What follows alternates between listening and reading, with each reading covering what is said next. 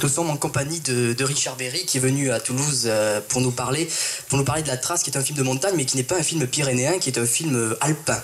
Richard, bonjour Richard. Bonjour. Alors c'est un film alpin, donc je voulais dire, vous avez découvert les Alpes d'une manière un petit peu différente, peut-être pour incarner le rôle de Joseph dans La Trace.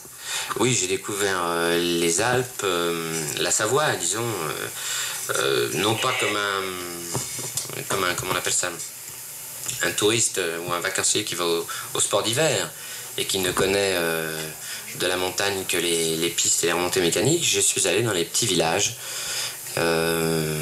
avec des paysans, ceux qui vivent là-bas à longueur d'année, et j'ai tourné dans ces conditions-là entre la Savoie et l'Italie.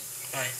Alors là, c'est même le contraire du tourisme, c'est même carrément, il y a eu des exploits personnels qu'il vous a fallu réaliser pour incarner ce personnage. Bon, il y en a beaucoup que le grand public connaît. Est-ce qu'il y a pas des anecdotes de tournage assez impressionnantes, quoi, pour montrer un petit peu la performance de l'acteur, ou des acteurs en tout cas?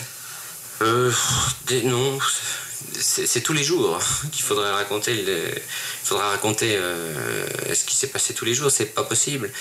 Mais en gros, chaque tournage a ses difficultés. Bon, il se trouve que là, elles sont beaucoup plus, disons, spectaculaires parce qu'on a tourné dans beaucoup de neige, par moins 20 ou moins 30. Mais d'anecdotes particulières, il n'y en a pas, vous savez, puisque quand on est sur un glacier à 3800 mètres d'altitude, qu'on est monté en hélicoptère, je veux dire, il faudrait raconter en détail toute une journée, mais bon, non, personne n'est resté gelé là-haut, personne n'est tombé, il n'y a rien d'exceptionnel, là, ça a été dur tout le temps. Alors, je ne vais pas vous raconter le tournage minute par minute, mais essayez d'imaginer ce que c'est que de travailler dans ces conditions, puis vous aurez vite compris. Toujours est-il que ça donne un film très beau et très efficace, et que c'est ça le but de l'opération, c'est de donner du plaisir aux spectateurs. Bon, alors on va quitter le tournage, mais enfin le tournage proprement dit, il a duré combien de temps et il s'est passé pendant quelle période de l'année? Il a duré à peu près 45 jours, c'est-à-dire 9 semaines, à peu près 9 semaines de travail, quoi. Ouais. C'est-à-dire 2 mois et 1 semaine. Et nous avons tourné dans une première période en automne, c'est-à-dire à cheval sur le mois de septembre et le mois d'octobre. Puis ensuite, il y a eu une interruption pendant 3 mois et nous avons recommencé en février, là beaucoup plus haut, pour être sûr d'avoir de la neige, pour être sûr d'être entouré de neige partout. Et le premier temps du tournage, on travaillait entre la neige et la vallée, quoi, la plaine.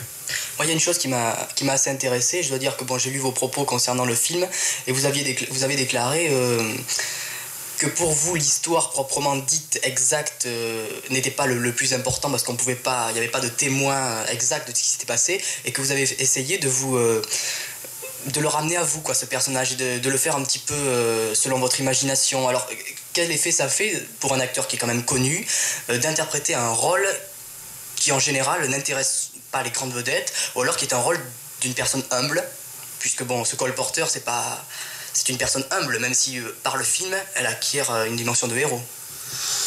Oui, quel effet ça fait, vous me demandez? Quel effet ça fait, je veux dire, de savoir que résolument on ne se tourne pas vers l'exactitude de l'histoire et qu'on essaye de forger son personnage par rapport à sa personnalité. Pour moi, c'est tout le plaisir de mon métier d'acteur, quoi. C'est que de toute façon, le métier d'acteur repose sur l'imagination, sur l'invention, sur le rêve. Et plus il faut rêver, plus il faut imaginer, plus c'est intéressant pour un acteur. Enfin, en tout cas pour moi. Moi, j'aime les rôles de composition, j'aime inventer des personnages. Et je pense que le spectacle, pour un spectateur, il est autant dans le film fait par le metteur en scène que dans le travail d'un acteur. Et que plus on voit un acteur loin d'un personnage composé, un personnage différent de lui, plus on est au spectacle. Donc, pour moi, rêver, imaginer un personnage si différent de moi, c'est encore une façon de donner du plaisir, essayer de donner du plaisir en tout cas aux spectateurs, et de faire un travail qui les amène à être ému, à rire, à sourire, à avoir peur pour lui, etc. etc. Donc l'effet que ça fait, c'est l'effet d'avoir de la joie pour en donner aux autres. D'accord. Richard Berry, vous vous situez où par rapport malheureusement aux 2 grandes écoles qui sont en train de prendre place? Bon, ce qu'on appelle l'acteur studio, ce qui fait par exemple que De Niro, quand il a besoin de trouver un accent, il étudie 50 avant de trouver le bon, et ce qu'on appelle l'acteur sur le tas, ou en tout cas qui qui se regarde surtout comme par exemple en France Gérard Depardieu, qui doit aussi chercher un accent, parce que vous, pour la trace, vous avez dû chercher des accents, vous avez dû apprendre des langues. Donc à votre avis, où est-ce que vous vous situez entre le travail et la personnalité intrinsèque? Je crois que l'acteur, comment dire, j'allais dire l'acteur idéal, mais je crois qu'il n'y a pas de recette, ni pour De Niro, ni pour Depardieu, ni pour moi. Je crois que je veux dire, ça n'est ni tout à fait l'un, ni tout à fait l'autre. Quand on parle, il y a simplement des images qui l'emportent.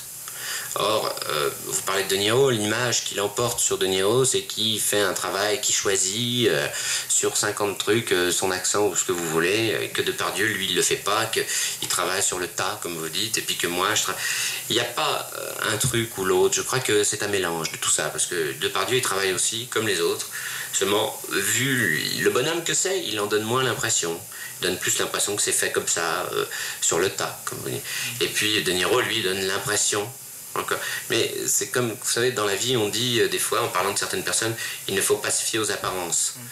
C'est un peu la même chose sur les acteurs. Voilà. Il ne faut pas toujours se fier aux apparences. C'est-à-dire que je suis sûr que De Niro, il fait reposer bien sûr les choses sur le travail, mais aussi sur l'instinct et sur la personnalité. Et puis Depardieu, il ne fait pas reposer les choses que sur l'instinct et la personnalité. Il travaille beaucoup. Et ben moi, c'est un peu la même chose. Si vous voulez, moi, que je vous dise où je me situe, je vous dirais, je me situe entre les deux. C'est-à-dire, je pense que au départ, je suis un artiste, je sens les choses, donc j'ai un instinct, j'ai une perception, une sensibilité, et puis en même temps je sais que ça n'est rien sans le travail, et que j'essaie de discipliner tout ça pour approfondir et aller plus loin grâce au travail que je fais. Donc à l'arrivée, c'est un mélange des deux qui existe, enfin j'essaie en tous les cas, de manière à ce que le spectateur soit au spectacle et qu'il ne se dise pas « Oh, tout le travail qu'il y a », non, ça c'est pas intéressant le travail, ce qu'il faut c'est qu'on l'oublie, comme vous dites. Quelle est la scène, d'après vous, la plus forte du film? Celle que, quand vous revoyez les 100 minutes du film, vous paraît vraiment la plus dense, la plus forte, la plus construite? Écoutez, pour moi, c'est une scène qui se trouve au milieu du film, quand il est en Italie, et qui a été la plus difficile à tourner pour moi, parce qu'il arrive, il doit vendre sa marchandise, il arrive en faisant son grand numéro de vente à l'intérieur d'une maison, et tout à coup il tombe malade, en plein milieu de la même scène, et tout ça a été filmé en un seul plan, sauf un contre-champ un peu plus serré que j'ai repris, mais enfin, dans un premier temps, j'ai tourné toute la scène entièrement dans le même plan. Et ça m'était assez difficile d'arriver comme ça, de trouver à la fois cette gaieté, cette joie, en même temps donner la sensation qu'il est malade, fatigué, et que tout à coup, au milieu de la même scène, il passe de la joie à l'effondrement total, pour ne pas dire au désespoir, à mélanger de maladie et tout. Ça a été pour moi une des scènes les plus difficiles, et qui à l'arrivée, je sais pas, peut-être est une des plus denses, avec une très belle scène que j'ai après cette maladie, avec un petit enfant à qui je raconte ce que c'était que la guerre de Crimée. Quels ont été globalement, parce que je suppose que comme dans toute vie, il y a des hauts et des bas, puis des milieux, vos rapports avec votre metteur en scène, Monsieur Favre? Ils ont été très bons. Bernard est quelqu'un comme son film, c'est quelqu'un de très simple, de très pur, de très vrai, d'extrêmement généreux. C'est quelqu'un que j'aime beaucoup humainement, que je respecte énormément, et vous savez, un metteur en scène, c'est comme un acteur. Il ne peut être que ce que son film est, ou réciproquement. Et le film est que ce que lui il est, et c'est pareil pour un acteur. Je crois que quand un acteur fait passer des choses à l'image, c'est que quelque part il n'en est pas loin dans la vie. Voilà. À court ou à long terme, est-ce que vous envisagez, comme en ce moment pas mal de comédiens français, de tourner, de faire des films, de passer derrière la caméra ou de se mettre en scène? À long terme, peut-être, oui. Et c'est pas dans vos projets immédiats? Non.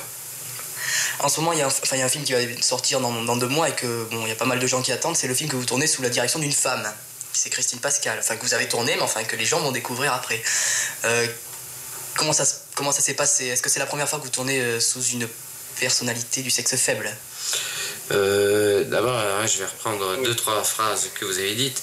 La première, c'est qu'il sort pas dans 2 mois, il sort en septembre. La deuxième, c'est La deuxième, c'est que c'est pas la première fois que je tourne avec une femme, c'est la 3e fois. Et la 3e, c'est que le sexe féminin n'est pas le sexe faible. Loin de là. Alors, croyez-moi. Pour l'histoire, c'est quels étaient les films que vous avez tournés avec des dames? J'ai tourné un film de Claire Clouzot qui s'appelait L'homme fragile, et j'ai tourné aussi un film de Nadine Trintignant qui s'appelait Le premier voyage. Et le film de Christine Pascal est le troisième.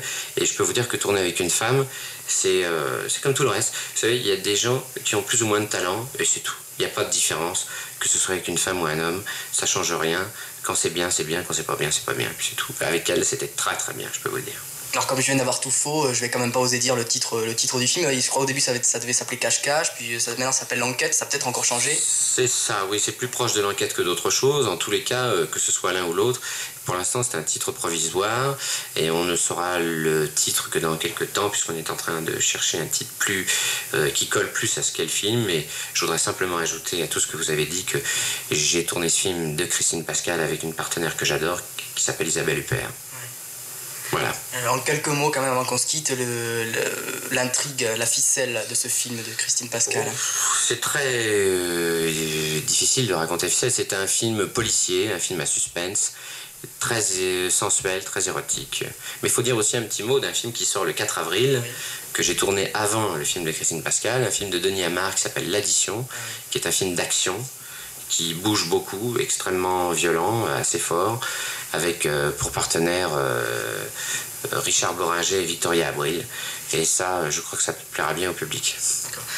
Dernière chose, Richard Berry, c'est quand même... Aïe, j'aurais encore avoir tout faux, peut-être le seul playboy français qui décide de démolir un peu, même si on peut trouver beaucoup de charme au personnage assez... marginal que vous interprétez, qui décide de sortir un peu des sentiers battus, quoi. Est-ce que Thierry Lhermitte ou est-ce que Gérard Lanvin, puisque ça y est, la trilogie est faite maintenant, hein, on parle que de vous trois, est-ce qu'ils auraient pu tourner la trace, je veux dire, dans la nouvelle génération? D'abord, on ne parle pas que de nous trois. S'il y en a trois dont on doit parler, je crois que c'est sûrement pas Thierry Lhermitte, c'est plutôt Giraudot, Lanvin et moi. Et puis, je pense que chacun fait les films qu'il a envie de faire. Les films dans lesquels il se sent les moyens de donner le maximum de lui-même. Et je ne sais pas s'ils auraient pu tourner la trace ou pas, mais ça n'est pas très important de se demander ce qu'ils auraient pu faire. Ce qui compte, c'est de parler de ce qu'ils font. Et puis moi, je parlerai de ce que je fais. Et comme on dit chez nous, les vaches seront bien gardées. Quel est le dernier film que vous avez vu en salle, Richard? Le dernier film que j'ai vu en salle, c'est mon film, si je peux être très franc. Enfin en salle, en projection privée en tous les cas. C'était il y a 3 jours, j'ai vu L'Addition, le film que je viens de faire, qui est terminé. Et je peux vous dire, alors là, objectivement, que, comme je l'ai déjà dit tout à l'heure, que ça va faire très mal, je crois. Je parle pas de moi dans le film, le film est formidable. Le film est extrêmement efficace et il faut bien s'accrocher à son fauteuil. Richard Berry, je vous remercie. Vous êtes content de parler aux radios locales ou alors est-ce que c'est les aléas du service après-vente? Si c'était les aléas du service après-vente, ça resterait les aléas et je ne le ferai pas. Si je fais ça, c'est que ça me fait plaisir. Merci Richard pour Radio Cambos. Au revoir. Au revoir.